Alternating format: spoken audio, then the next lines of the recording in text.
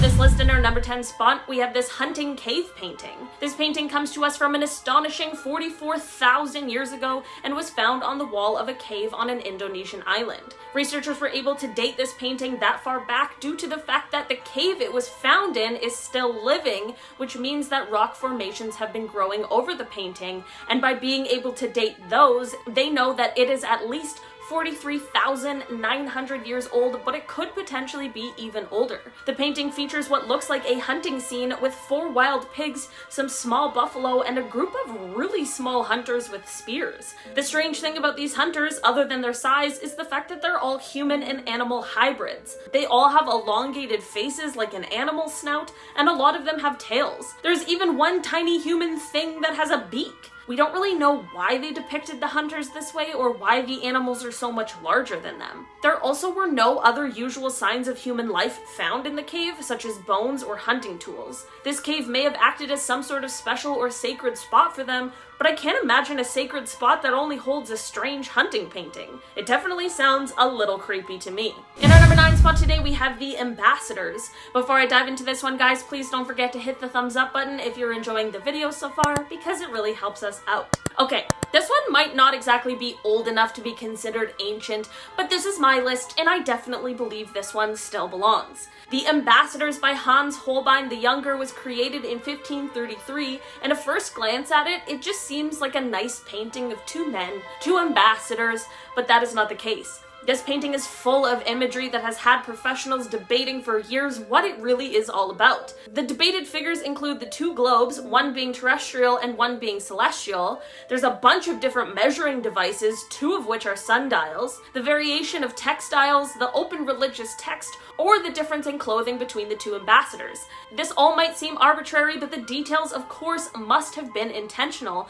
But what does it all mean? It is believed that this painting may be trying to convey religious strife or the interruption of religious harmony, but we truly aren't sure. The most notable feature of this painting, however, is the distorted skull that is featured at the bottom middle of the painting. The anamorphic skull is meant to be a visual puzzle as it requires a different perspective to clearly see, and no one is really sure why Hans gave this skull such a prominent place in the painting. One theory, however, is that this painting may be intended to show 3 levels. The heavens, which is shown by the astrolabe, then the earthly world, which is represented by the text and the instruments, and then the final being the underworld represented by the skull. It is possible that Hans may have just wanted to remind us all of our mortality. In our number 8 spot today, we have the giants in Egyptian paintings. This one is less of a specific painting and more so just a feature that is seen in a lot of ancient Egyptian paintings. There's a common theme of giants in these. This may have been a representation of people being of a higher status or being the more important figure in the painting,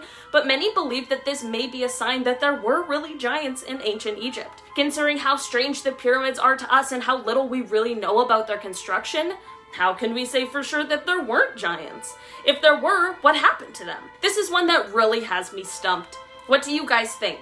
Let me know below in the comments if you think this is a case of the person being depicted as a giant because of their social status, or do you think it's possible that giants really did exist at one point? In our number 7 spot today, we have Medusa. Another one of the more recent paintings on today's list is Medusa by Caravaggio. We all know the story of Medusa, the woman with snakes for hair that when you look at, you turn to stone, and this is a painting that really captures her essence perfectly, as well as capturing a horrific moment. This painting was meant to be a depiction of the defeat of Medusa. The legend goes that Perseus, who is the son of Zeus and Danae, was given a shield by Athena. He took this shield to battle Medusa and managed to outsmart her by letting her catch a glimpse of her own reflection in the shield. She then turned herself to stone, and this is when he took his sword and beheaded her. That is the moment this painting is portraying, the moment that Medusa was beheaded. I'm not sure if it really gets more cursed than that. This painting was created by Caravaggio in 1597, and it was actually his second of the kind, which is honestly kind of creepy. In our number 6 spot today, we have Hell. I'm not necessarily sure if I have to explain this one because the name really does speak for itself. This painting by Hans Memling was created in 1485 and it truly is terrifying. This is one of 3 double-sided panels that were created and it features a banner that reads, "There is no redemption in hell." This painting features some sort of devil creature with fangs and bat-like wings and features, and it has another entire face on its belly. Its hands and feet are claw-like and it is depicted stepping or dancing focusing on the backs of people who are in the mouth of some sort of a beast, of course engulfed in flames. This whole painting is absolutely terrifying, especially for those who believe in the existence of hell. It would be extremely interesting to know exactly where the inspirations for this piece came from, as it certainly is unlike anything I have ever seen before. In our number 5 spot today, we have the Supernatural Being. This painting was made by Katsushika Hakusai, and it belongs to the Japanese genre of art that is about supernatural beings which are painted on wood blocks. The painting depicts a skeletal man who truly is straight out of a nightmare. The story behind this one is that it apparently is about an actor who was killed. The legend states that he actually ended up coming back to life like a zombie, and that is what this painting is about. Well, I guess it's more like a zombie ghost thing, as he comes back to haunt his wife and the new man she has fallen in love with. This legend is already quite terrifying, and the artist found a way to really bring that horror to life. His depiction of the sunken eyes and the horrifying grin with the clear representation of the thin skin and those spindly little fingers really make this painting what it is, and that is a work of sheer terrifying art. In our number 4 spot today, we have the UFO. This painting comes from an unknown source from around 1350, and it is depicting the crucifixion of Jesus Christ surrounded by a crowd of people with some extra special visitors. These visitors seem to be of the extraterrestrial variety. On either side of Jesus in the painting, there appears to be some sort of UFO that contains strange-looking humans? It is very obvious that any sort of flying object during these times just did not exist, so the fact that it's one we as humans have never seen before is all the more interesting. Many people speculate that it is possible that these creatures may have been deities or perhaps angels, but there were no wings or halos or any other sign of angelic or divine features. It is possible that maybe humans have always been obsessed with the idea of alien life, and maybe the belief in UFO stems all the way back to them, but maybe this is a sign that aliens did visit Earth at some point long ago. Either way, it certainly is quite suspicious and a little bit creepy. In our number 3 spot today, we have the lizard hands. In 2002, in a cave discovered in the western deserts of Egypt, researchers found a ton of paintings on the walls, thought to be dated back at least 8,000 years, if not longer. The paintings featured animals, humans, and sometimes headless creatures, which led to the cave being nicknamed the Cave of the Beasts, but there are also hundreds of handprints outlined, which are both very cool and very eerie. The most unusual part of the handprints, however, are the 13 that are extremely tiny. This would be endearing and very cute, but what was once thought of as little tiny baby hands are actually not even human at all. An anthropologist realized this in 2006 when she saw that they were much too small and that the fingers were much too long. It is thought that these handprints may belong to lizards or perhaps baby crocodiles, but we still aren't really sure.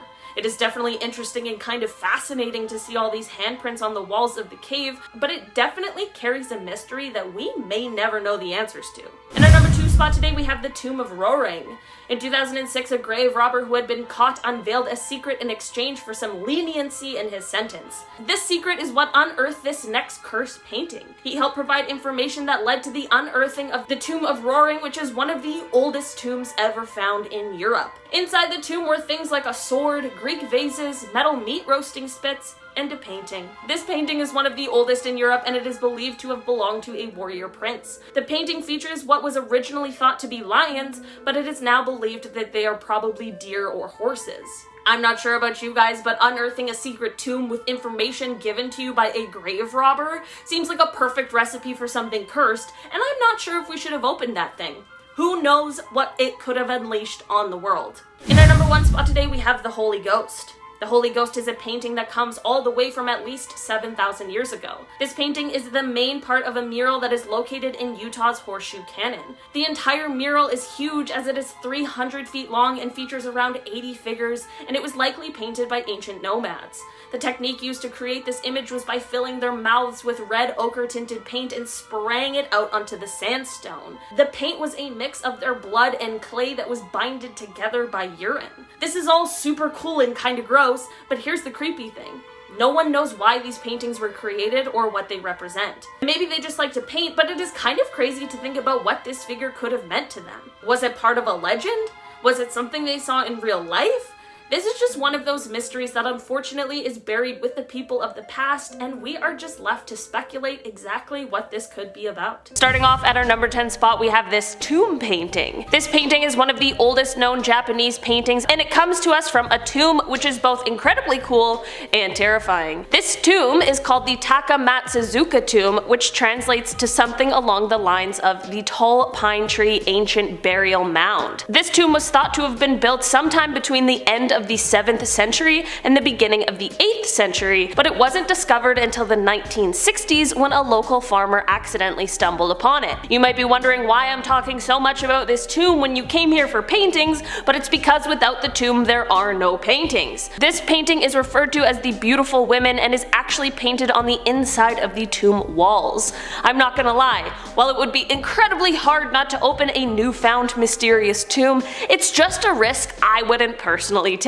Who knows what you'd be releasing into the world? This tomb is facing quick deterioration, and the Cultural Affairs Agency of Japan is looking into breaking down the walls of the tomb to reconstruct them again in a place where the walls can be free from further damage and mold. This is proving to be a more difficult task than expected though, and I can't help but feel like maybe this tomb doesn't want to be moved. In our number 9 spot today we have the cave painting. This painting is the oldest known painting in India, and it was found on the walls and ceiling of a cave. It was originally believed that this painting was first created in the 1st century BCE, and while there isn't any religious iconography in the paintings, there are human figures, fish, elephants, birds, and different floral patterns. It is said that another artist ended up drawing over the original, which is an incredible shame and could have released some very angry, vengeful energy on the world if the original artist is still somewhere out there watching. To make matters even worse, these paintings have been severely vandalized and a lot of the areas are in quite bad shape. There's something about things that are this old that makes me feel like they should just not be messed with at all.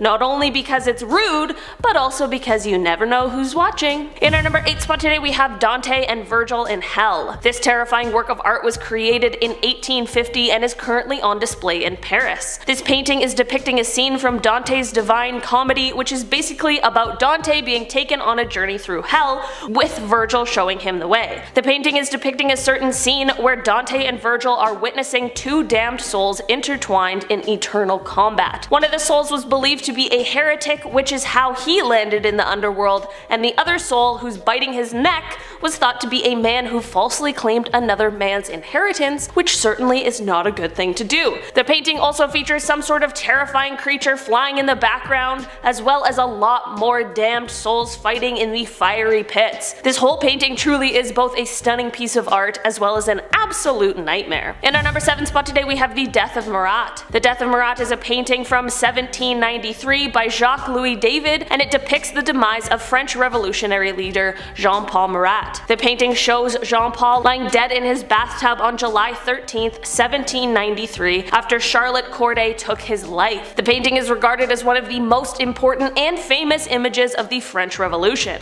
Charlotte snuck in to see Jean-Paul by using a note which promised to share details of a counter-revolutionary ring. Jean-Paul suffered from a skin condition which left him in the bathtub often, and it became a place where he usually worked. Charlotte stabbed Jean-Paul in the bathtub, but she did not attempt to run away and was later tried and executed for her actions. The painting shows Jean-Paul holding a note, which is of course written in French, but translates to, "Given that I am unhappy, I have a right to ask for your help," which is an incredibly eerie message. In our number 6 spot today we have Saturn devouring his son. This absolute nightmare fuel of a painting comes to us from around 1823 and is a depiction of one of the most famous stories in Greek mythology. This is the myth of Cronus, whose name was Romanized as Saturn, and how he feared being overthrown by his children, so instead of going to therapy to deal with whatever he had going on, he just ate them all. It is said that this painting may have been inspired by another artist's earlier version, and that one, while also haunting and beautiful, just doesn't hold the same absolutely horrific qualities as this one does. The first painting is a bit brighter and more of a conventional depiction, while the one I'm talking about today just gives off pure psychotic energy. This painting shows Saturn eating his child with the head and one arm already consumed. The brightest parts of this painting are the flesh, the blood, and Saturn's large, bulging eyes. This painting is of course an amazing piece of art, but I think we can all agree it is absolutely terrifying as well. In our number 5 spot today we have the Nightmare. The Nightmare was created in 1781 and there's a lot going on in this one. The painting shows a woman who is fast asleep with her arms thrown out below her, which is all fine and well, but there is also some sort of demon incubus sitting on her chest, which is absolutely weird and not okay. The painting is said to display a woman dreaming and also the nightmare she is having, which is such an eerie description. There are red velvet curtains hanging in the back with a creepy horse's head poking out of them, which is also said to lend into the nightmare. The colors represent so much of what is going on in this painting, with the sleeping woman being brightly colored and the rest of the painting being much darker in contrast. Because of what this painting really is getting at, with the addition of the incubus, the painting has often been criticized as being too scandalous. In our number 4 spot today we have the guillotined heads. Well, it really is all in the name with this one. This painting comes to us from 1814 and is showing us a pretty clear image of death and decay. The guillotine is definitely one of the scariest inventions from our past, and this painting does not put it in any better of a light. The painting shows 2 decapitated heads, the one on the left being that of a female with her eyes closed and her skin pale white. The head of the right is a male's, and things get a lot more gruesome with him. You can see the jagged marks on the skin of the neck where you can really just get a sense for how harsh this type of punishment really was. With both his mouth and eyes open, the artist was able to capture the bone-chilling, lifeless expression on his face. Apparently the artist would really keep guillotined body parts so that he would be able to paint them with an accurate likeness, which is both incredible dedication and very, very creepy. I wonder if we are looking at the real face of someone who suffered this horrible punishment. In our number 3 spot today we have the Judgment of Cambyses. This painting was created in 1498 and 1499 and it depicts a pretty gruesome scene. It is one of very few paintings from the artist that doesn't depict some sort of religious theme, which is interesting considering the fact that he went so far off the religious track with this one. The painting is showing the arrest and subsequent gruesome flaying of a corrupt judge surrounded by a crowd of people. This piece was actually commissioned by municipal authorities as a piece to be hung in the executive of the city's room in the town hall. I'm not sure what is scarier, this painting in general or the fact that someone commissioned such a horrifying scene. Either way, this painting is definitely best viewed from afar. In our number 2 spot today we have the Massacre of the Innocents. This painting is basically exactly as the title would suggest, unfortunately. This painting is actually 2 separate paintings which were created in the early 1600s. They're depicting a scene from the biblical Massacre of the Innocents of Bethlehem as related to the Gospel of Matthew 2:13-18. This story sees Herod the Great, king of Judea, ordering the execution of all male children 2 years old or younger in the vicinity of Bethlehem. Since this painting is showing that, it is an absolutely horrifying scene with many helpless individuals being, well, massacred. The first of the 2 paintings actually ended up being lost for quite some time, but was luckily later rediscovered and now resides in the Art Gallery of Ontario. We've seen a lot of creepy paintings today, but in my personal opinion, this one might take the cake in being absolutely bone-chilling to look at. In our number 1 spot today we have The Anguished Man. This is a painting that holds many secrets, the first 2 being when and who created it. This painting comes from an unknown source and is absolutely eerie. It depicts exactly what the name would suggest, a man looking like he is in great pain and suffering. The painting is apparently made of a mix of paint and blood, and it is said that the creator ended up taking his own life after making it. Because of the unknown origins and this little tale that goes along with it, the painting already gives off some extremely eerie energy, but if that wasn't enough, the man who currently owns the painting claims that it is haunted. He even uploads YouTube videos of the strange happenings around the painting, and it is said that sometimes whispers can be heard coming from it. Whatever is going on with that painting, it sure can't be good. Starting us off with number 10 is The Anguished Man. Now the painter of this piece is unknown, but his painting is meant to be one of the most cursed paintings in the world. And after hearing how the painting came to be, you'll probably agree with that statement. Now although the artist is unknown, his story isn't. It's said that he mixed his own blood into the painting and soon after finishing it he committed suicide. Somehow the painting got into the possession of Sean Robinson's grandmother, who stowed it away claiming it was evil. When she died and Sean and inherited it, he soon backed her statement. After he hung up the painting in his bedroom, his whole family started hearing crying and whispering late at night and seeing the appearance of a shadowy figure. Now I'm assuming the crying or whispering or the figure of the artist himself wallowing in his sorrow for eternity. I don't know, I couldn't tell you the backstory even if I wanted to, but that's just my guess. Coming in at number 9 is the eBay Haunted painting. Great name, I know.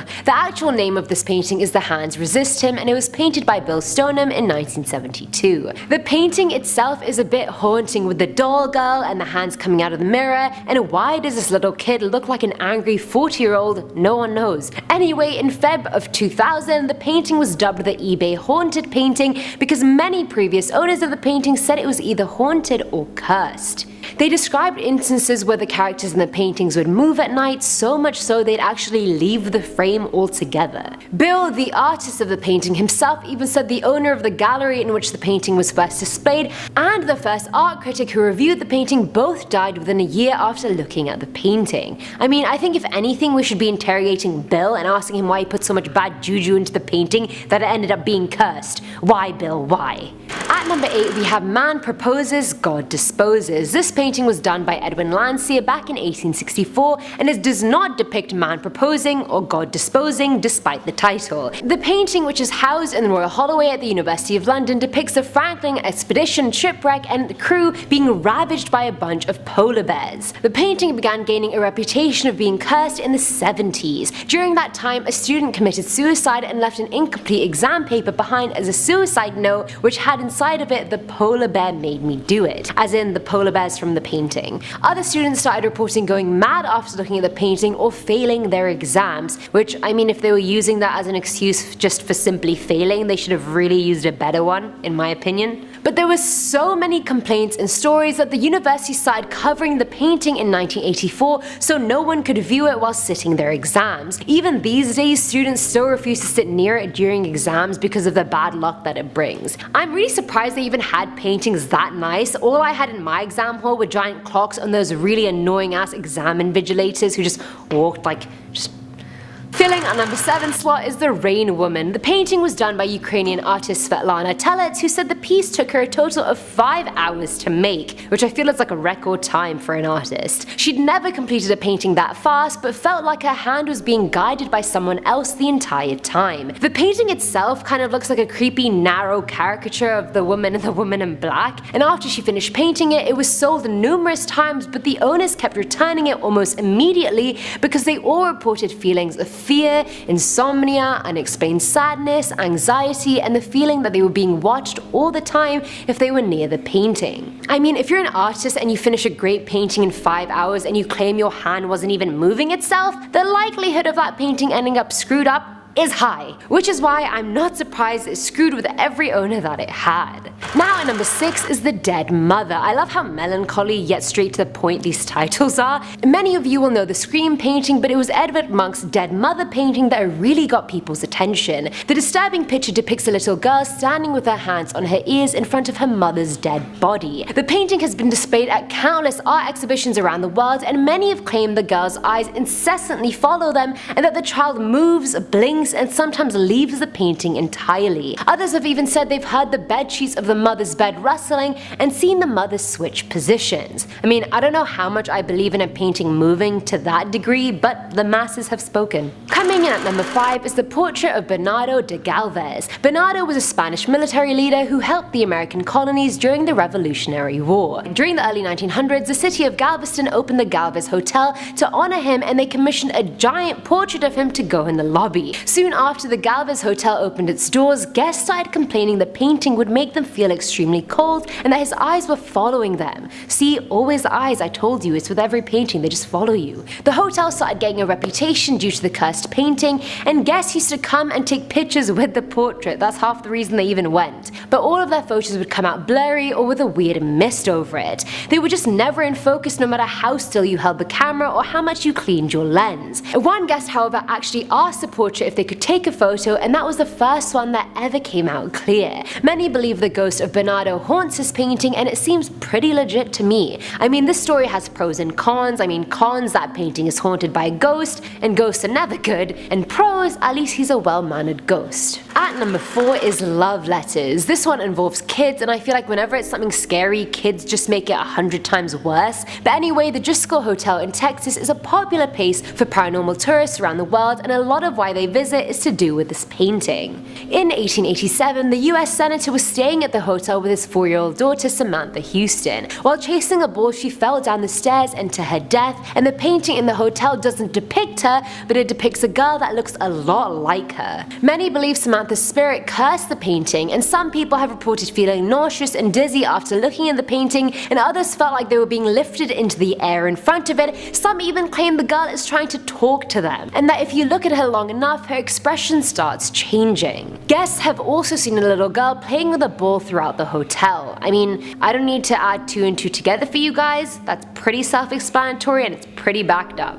Filling our number 3 slot is the untitled painting. Zdzisław Beksiński was a Polish painter who liked painting in the style of dystopian surrealism. His paintings were mostly gothic or baroque, and he never gave any of them a title. Honestly, his paintings look like hallucinations from hell or something you'd see while lucid dreaming, but they're incredible. Weirdly enough, he burned many of his paintings in his backyard before even showing them to anyone. Beksiński's life was full of tragedy. His wife died in 1998, and a year later on Christmas Eve, his son committed suicide and he found his body. Then in 2005, he was found murdered in his apartment with 17 stab wounds because he refused to give $100 to Robert Kupek, the son of his longtime caretaker. So the man really had a troubled life till the end, and many believe if you look at his paintings for too long, you'll face your own death soon after that. Also, can we just congratulate me for actually saying his name correctly? Polish subscribers, did I say his name correctly or not? Please support me.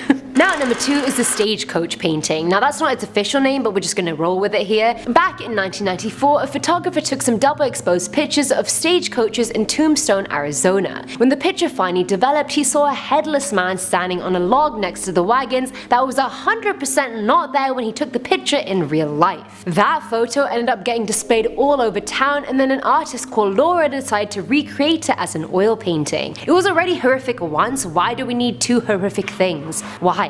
Why can't we have nice things? Either way, many believe the ghost of the man in the photo attached himself to Laura's version and started cursing it or haunting it. The first office space it was sold to quickly gave her back the painting, claiming despite straightening it every day, every morning the painting would just be crooked. They wanted to say their business had declined because appointments and papers were going missing and going awry. I mean, blaming a painting for your business failure? A bit of a cop-out really. Laura decided to just display it in her own house, but after she did, her garage roof started leaking despite workers finding no source for the leak whatsoever. When the painting was moved out of the garage, the leak stopped, but inside the house things started breaking and going missing. Now, I'm not saying it was the headless man in the photo, but I'm not saying that. And finally, at number 1 is The Crying Boy. This one was painted by Giovanni Bragolin at the end of World War II when he started painting portraits of Italian orphans crying. The prints in his collection became very popular in England, but by the 80s things took a really grim turn. Many portrait owners began reporting that they thought their prints were cursed. Popular UK newspaper The Sun reported that in over 50 house fires, the only thing left unscathed in every house were the Crying Boy prints. In one of the fires, the firefighters actually found a print face down on the floor, still in its frame, completely untouched by the fire that destroyed the rest of the house. A variety of psychics claim the curses from all the hopelessness and misery the orphans felt, that they continue to haunt the paintings even after they died. And honestly, I believe that. That seems like a pretty viable explanation. How else would they survive so many fires? I don't understand. I mean, if your frame is wooden, shouldn't that burn? I don't know. I have questions.